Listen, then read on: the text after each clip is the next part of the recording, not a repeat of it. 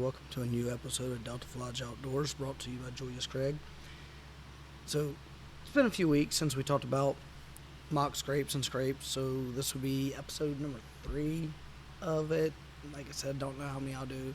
This is just kind of going into now, like once season has started and everything, and like it kind of varies for everybody, but let's just say that last week and a half, 2 weeks of October leading into November, that's the time that, especially if you can, they're going to start working scrapes. Pretty much every area, they're going to be working regular scrapes then, checking for sign for fresh does and everything. So your mock scrapes are going to, if you've got those in the right spot, they're going to be hitting them. They're going to be hitting their regular scrapes. So if you have your mock scrape set up between some of his scrapes in an area where you can try to hunt, that's what you're shooting for here, if you can't hunt his regular scrapes. So, but I am not a big proponent of hunting scrapes unless it's because 95% of the time they hit scrapes at night.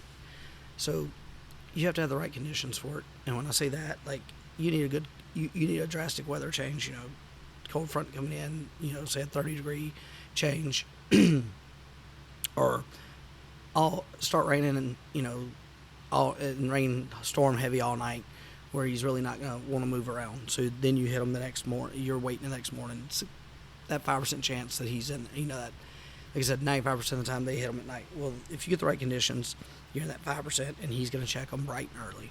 So if you have it set up right, you're going to be able to figure out, you might, if you know what scrapes he's hitting pretty frequently, whether it's your mock scrape or his regular scrapes. You just have to figure that part of it out.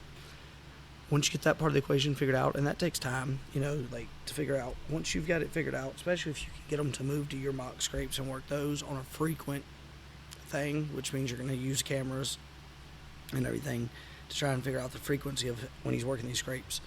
It's like Dan Infalt said it best one time, and something I heard him say is, you hunt hot sign when hot sign's hot. With that, it's just because there's a scrape there and just because he's working it doesn't mean it's, getting hit heavy. There's a difference, and you'll once you see it, you'll understand it. They're really hammering it. You can tell. So that's what you're going to be looking for. And when you find that, that's when you're like, okay, let's see. Does the weather present these conditions for me where it changed from where say it rained all night and he didn't get out and move around, or you got that big change in weather condition where the temperature drastically changes.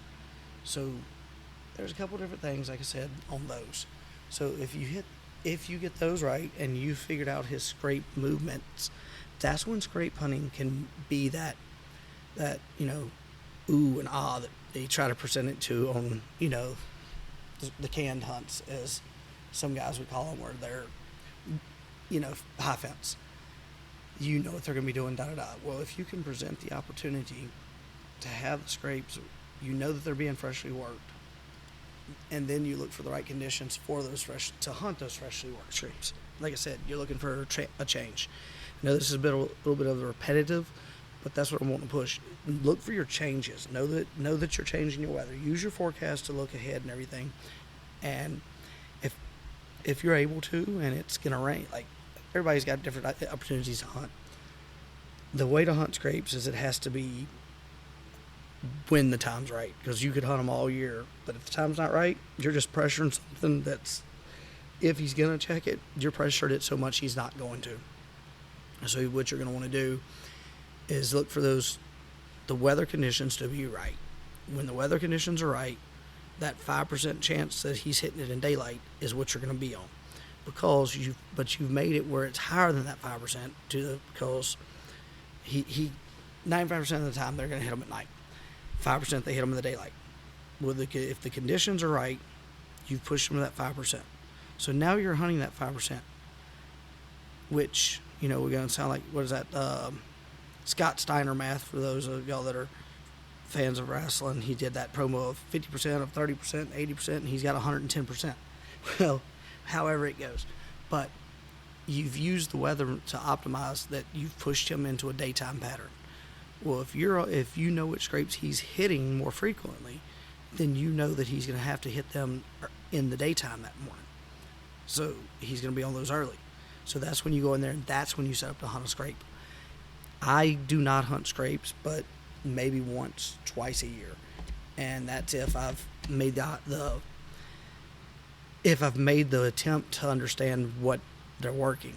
If I haven't put the time in to know that they're working them and doing, then I will not hunt them, because all I'm doing is costing myself an opportunity to possibly kill a deer when he's transitioning from bed to food or whatever, due to the fact that I'm hunting blind if I haven't pushed to know what he's doing.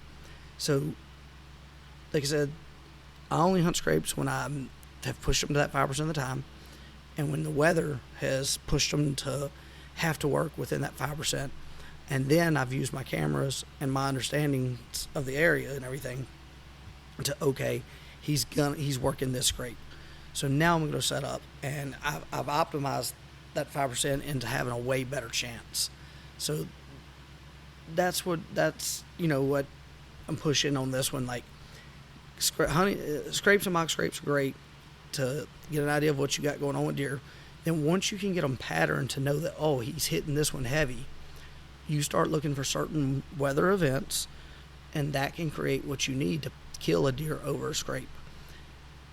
So with that's pretty much what this episode, it totals everything that I wanted to talk about. I know it was repetitive, but it was important info. Use cameras to utilize your cameras to maximize the understanding of what's going on with the scrapes that you're attempting to hunt. Because without understanding what those scrapes are, if those scrapes are being worked at a frequent basis, you cannot accurately make a hunt to know that and predict that deer is going to be there. So that's what you need to do to have scrape hunting be effective, or to have scrapes to be effective have to be in the right spot. Mock scrapes have to be in the right spot. But once you utilize those and learn how to utilize them, you can make sure they're in the right spot, where then you can utilize them because you've got the deer working them heavy. And when the deer's working them heavy, you utilize the weather to your advantage to hunt it and kill a deer over a scrape. So that's how I utilize scrapes, and I'll be making an effort to actually film hunting some scrapes this year to show what I do and put it out, because that's where we need to go with this. Also, we've recorded here lately with a few other people that we are going to have some guests come on that are, I think, pretty cool to have coming on. So, and if y'all are looking to be a guest on the show, reach out to us. We'd love to have you on. Welcome to comment, tell us anything. Delta Flies Outdoors Facebook page, TikTok, Instagram, on here, anything. Thanks. Delta Flies Outdoors, Julius Craig.